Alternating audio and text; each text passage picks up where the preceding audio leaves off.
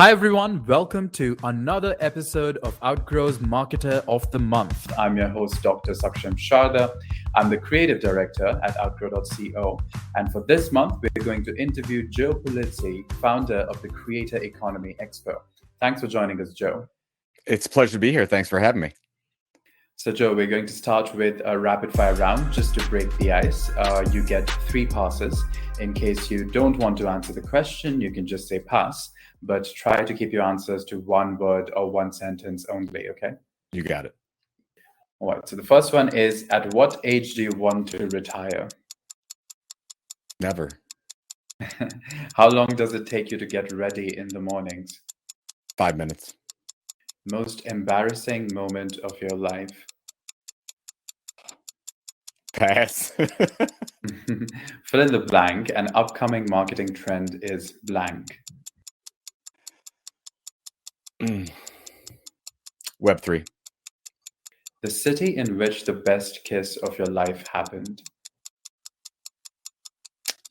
Bowling Green, Ohio. Pick one, Mark Zuckerberg or Jack Dorsey. Jack Dorsey. The first movie that comes to your mind when I say the word ambition?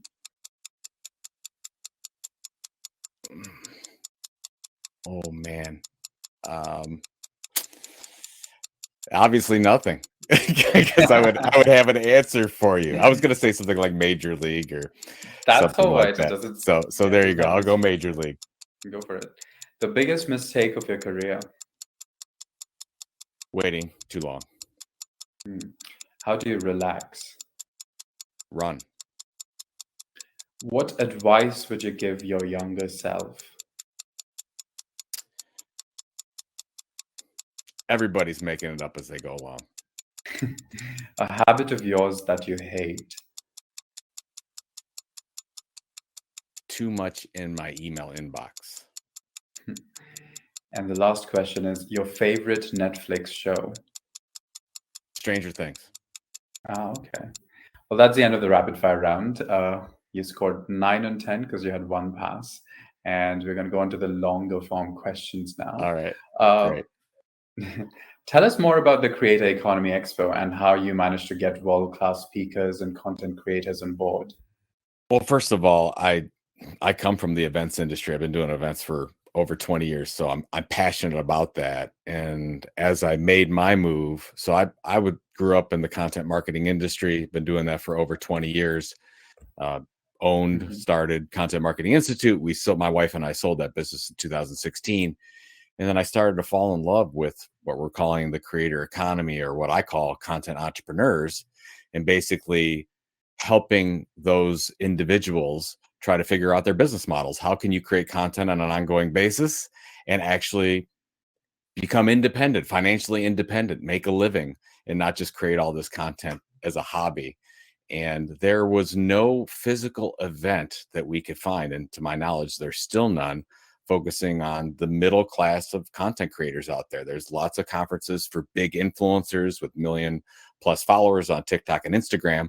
But what about the content creator that has 5,000 subscribers or 10,000 subscribers, and they're in industry niches that you don't know of anymore?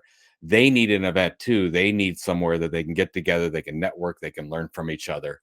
And that's why we decided to create the annual event, Creator Economy Expo. We had just had our event in May of 2022, and we wanted to put on an experience that they would never forget and something that would continue on after the event. So we ended up getting 350+ to Phoenix, Arizona. And thank you for recognizing me. It's a great speaker lineup, and we were all able to learn from each other and continue this journey on. And there's so many individuals out there creating content on all different platforms, but most of them aren't financially independent and not even close to it because they don't have the right business model for it. So that's our job, to teach them how to create a business model out of this thing. And what would be, off the top of your head, a tip for creating content for our audience that you'd like to give right now? Well, yeah. So an easy one is focus on one platform. There's so many content creators out there saying, oh, I've got to be everywhere. No, you don't have to be everywhere. If you look at the model for a content creator becoming a content entrepreneur, they start by doing one thing really well. They're a blogger, they're a writer, they're on TikTok, they're doing YouTube shorts, they're a Twitch streamer. Like, what are you? And I think so many of us go out there say we got to do all the things, and actually that's a mistake. So don't do all the things. You can be on those other channels, you can promote your work on those channels, but you have to focus on being great at one thing, like a Mr. Beast, like a PewDiePie, like some of the best writers in the world. They focus on doing one thing well. So just do that. And when you first started using the term content marketing back in 2001, what was your vision for the business back then, and how do you believe it compares to the present state of the industry? Well, it was, I mean, so you got to remember that was before search engines were really a thing. That was before social media came out. And as we were trending that direction, I was lucky enough to be in business to business publishing. And as we were working with some of these advertisers, we realized, oh, well, they can't just advertise anymore. They want to actually get attention from their audience. They want to build an audience and they want to monetize that audience. How are they going to do that? They better start delivering valuable, relevant, compelling information on a consistent basis to a targeted audience. That's the definition of content marketing. So it was called custom media and custom publishing at the time. And the problem was that if we were I was targeting marketers, I wanted to sell marketers content marketing products. And so you had to call it something marketing. You can't call it custom publishing or custom media. They don't know what those things are. So I said, okay, let's call it content marketing, just like search engine marketing, just like social media marketing. And it started to pick up and snowball. Probably by 2010, it really started to take off. We had our first event, Content Marketing World, in 2011. And now, I mean, so a lot of people perceive this as differently when you look at a media company versus a non-media company, like a New York Times versus a Cisco Systems. I don't see it as any different. I see a company that's trying to build an audience and monetize that audience, and then they have products and services to do that. New York Times does that mostly through direct revenue. They do it through sponsorship. They do it through paid subscriptions. Cisco Systems does it by selling more products and services. But they're doing the same things. They all have media departments. They all have directors of content or content marketing or chief content officers, and they're all trying to build subscribers and then monetize those subscribers. And that's where we're at in 2022 and into 2023. So everyone is a media company. It just depends on if you take that seriously. And then if you really do take it seriously, then you're going to create content operations that are going to build an audience and a community over time. And then you can look at the ways to generate revenue. And so do you agree with the statement that buyer insights should be a key component of your content strategy? I think that you should use any research you possibly can to understand your audience. So if you have insights into how they purchase a product, absolutely. If you know what they're searching for on social media or on search engines to get their information about what they're going to buy or how they spend their day, you definitely want to use that into your content. But I also wanted you to think about what do you want to position yourself as the leading expert in? You can't create content about all things, and you probably have way too much product content already. If you look at most companies, they're very heavy on product content, not so great on valuable, relevant information that's not about the product, that's delivered on a consistent basis, at least. So we've got to take all those resources and kind of move them around a little bit, so we can say, oh, okay, we really need more in this direction to position ourselves as the leading expert. So it's definitely a process. And we're seeing this evolution. I mean, content marketing is a muscle that most organizations haven't used very much or very well. So it's sort of atrophied, if you will, even though hundreds of years ago, that's the way we went to market. So a lot of things are changing. And then you're competing with everybody, right? You're competing with the Netflixes and the Googles of the world, and you're competing with your actual real competitors. So it's getting more difficult as we move further, even with all the technology. So speaking of value itself, in the context of the creator economy, what value, in your opinion, do creators create exactly? So any content creator should try to do one of two things: try to help my audience live a better life or get a better job, have a better career. I mean, anything around those things. So if you're a content creator, you've got to ask yourself, what am I doing? What's the mission? And that's where it differs from influencers. Most influencers, not let's say most, a lot of influencers that you see out there, They open up their lives. They're talking about themselves. It's pure entertainment, which is fine.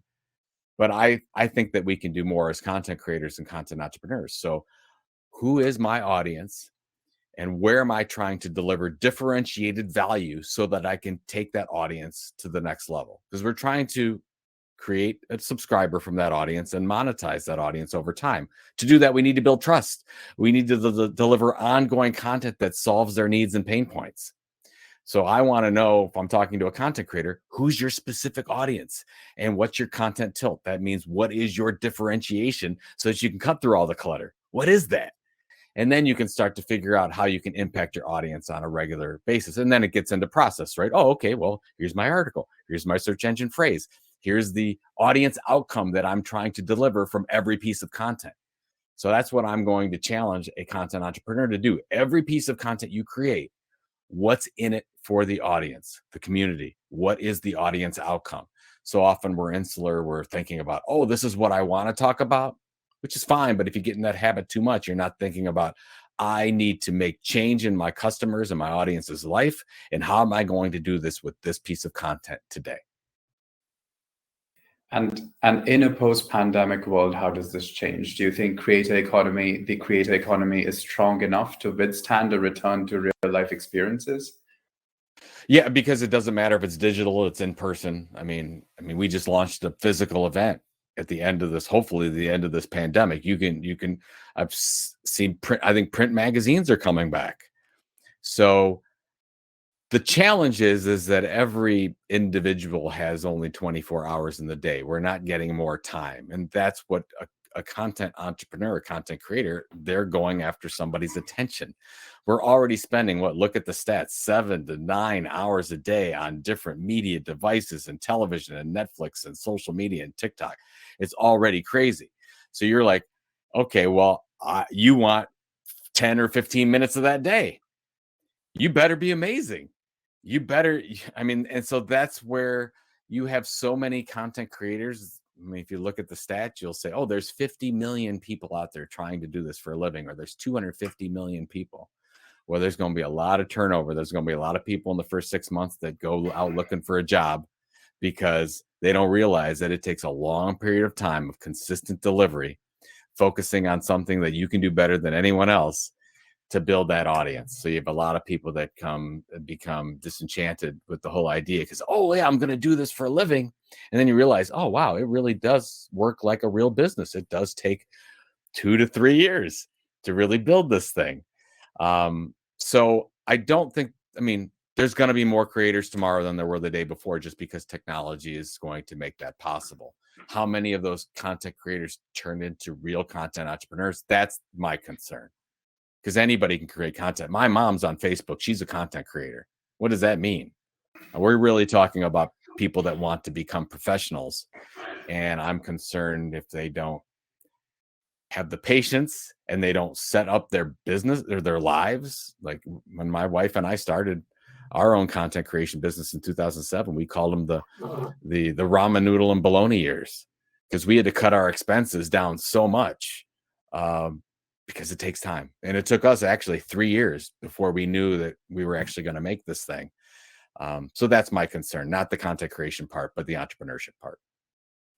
So speaking of your own journey, you've mentioned online several times of a research project that helped you break through in your content entrepreneurial journey. Mm-hmm. Could you elaborate on this project and how it specifically helped you accomplish a successful exit? So, yeah, see, we started the business in 2007 and 2008, 2009, we started our research project because, again, my belief is depending on your area of expertise, you need to be one of the leading experts. You need to present yourself as one of the leading experts. And how best do you do that? We started creating our own independent research. We worked with a lot of partners to make this happen, but we created, basically it was, what is content marketing and what is the state of the content marketer, if you will. So we went through, who is a content marketer? What is content marketing? What are we doing out there? Are we using blogs and print and events and social media? And we started to go through those things.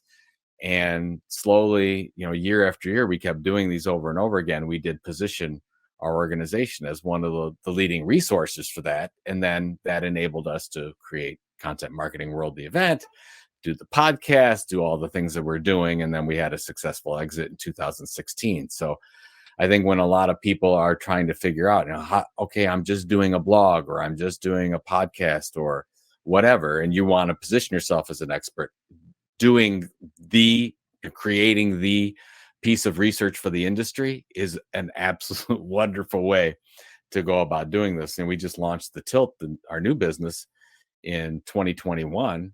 And the first thing we did was we launched what's the state of the content entrepreneur? What is this creator economy that everyone's talking about? Because everyone talks about the software, but not about the content creator. So we wanted to put focus on the content creator and do that. And it's already been very successful. We're working on our second annual edition. So my recommendation would be, yes, if you want to become known, a piece of research is a great way to do it. But if you're going to do it, it's not a one-off. It should be an annual thing or a quarterly thing, whatever you decide to do. Ours is an annual. When we did it for Content Marketing Institute, it was an annual, and it takes a lot of work and a lot of partnership, and you have to have a lot of people, submit their survey questions, but it's absolutely worthwhile, because then you've got not only the research report, but you've got content for 12 months that you can break out. You've got questions they've asked. You could go to each individual data point and say, wow, here's a great post. Here's a great podcast. And you could fill out your editorial calendar for a year because you have all this insight from your customers. And so let's pivot a little. Could you tell us also about your work with the Orange Effect Foundation and how you came up with that name? Thank you. Yeah, it's we're everything orange. I got a little orange on today as we're talking about this. So in 2007, when we launched what became Content Marketing Institute, I followed people like Brian Tracy, like Napoleon Hill, and always believed that if you're going to start a business, you should always give something back. So the idea of starting some charitable initiative was always there.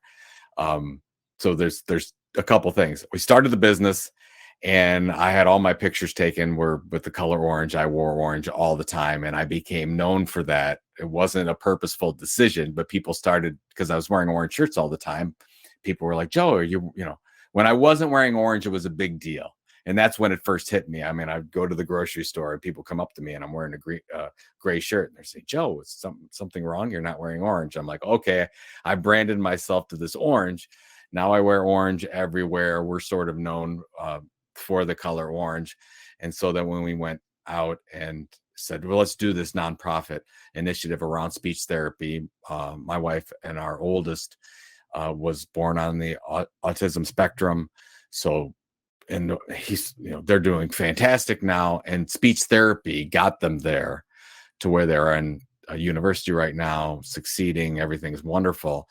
But what we found out was a lot of families, they don't have access to the speech therapy they need, even though that's what the child absolutely needs. We found out that there's so many families that just can't afford it. And when you're looking to say, oh, okay, well, I can afford dinner tonight or speech therapy, you're going to choose dinner. So you have a survival mechanism. So we're like, okay, can we create an organization that helps people, children and families, get the speech therapy they need that they can't afford? So we created Orange Effect Foundation to do that. It started in 2007, 501c3 in 2014. And now I think we've got over 260 children with grants out to help them with their speech therapy in 34 states in the United States. So, I mean, it's not a huge organization. It's something small, but we have more requests for funding than we can fulfill. So we have a lot of work to do yet. So yeah, it was just Orange Effect. My whole thing about orange is affecting change. I think it's a powerful color, powerful word. And we're like, okay, well, we want to affect some change. So we might as well call it the Orange Effect Foundation. So that's what we've been doing. And we mix that in with the business, and everything we do in the business is related. So basically any profit that we get, a portion of that profit always goes back to the foundation. Yeah, that sounds like a great initiative. So the last question for you is, what would you be doing if not all this? I would be, yeah, that's an easy one. I would be writing fiction novels. I would be doing So the quick answer to that is my wife and I sold in 16, stayed on until 17, took a full sabbatical year in 2018. I highly recommend it if you could do that. And in 2019, I wrote my first novel. It was called The Will to Die. It was a mystery thriller, which featured a marketing person at the center. I feel there's just not enough mysteries out there featuring marketing people. Anyways, because of COVID and some other reasons, I got back into business and started the Tilt and Creator Economy Expo. But at some point, I would like to go back and write a sequel to The Will to Die. And I enjoy writing. Writing that book was the most difficult thing I've ever done, but it's very fulfilling. And I would like to get back to doing that again.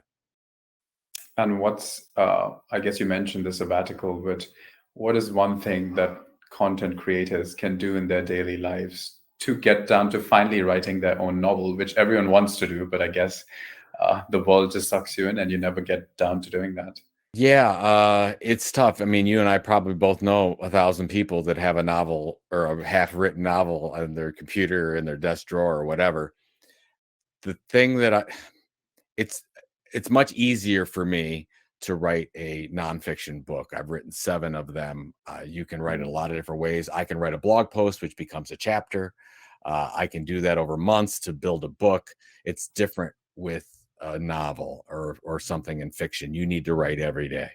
So I would say if that's something you want to do, you have to basically say for the next 30 days, I'm going to get up every day and write for an hour. Is there a time limit or 1,000 words? I tried to do 1,000 words. I said, I'm not stopping this morning until I write 1,000 words. Now, the first 2 or 3 or 4 or 7 or 10 days, it's terrible. Like I go back and look at the work that I did when I started. It was absolutely horrible. Nobody would want to see that work, but you start getting yourself into a rhythm and you find your voice and the story starts to write itself. But you have to teach your body to do that, if you will, teach yourself to do that and get to that point. And it probably wasn't until about 20 or 30 days till I really felt something work. And then after 4 or 6 months, I had a first draft of a novel. So that's what I would recommend doing, is just doing the work. And you're going to hate it the first week, but get up every day, spend some time, word limit, and it'll work. It'll absolutely work for you. Okay, fair. I'll try that. Thanks everyone for joining us for this month's episode of Outgrow's Market of the Month. And thanks for joining us, Joe. Check out their website for more details, and we'll see you once again next month with another Marketer of the Month.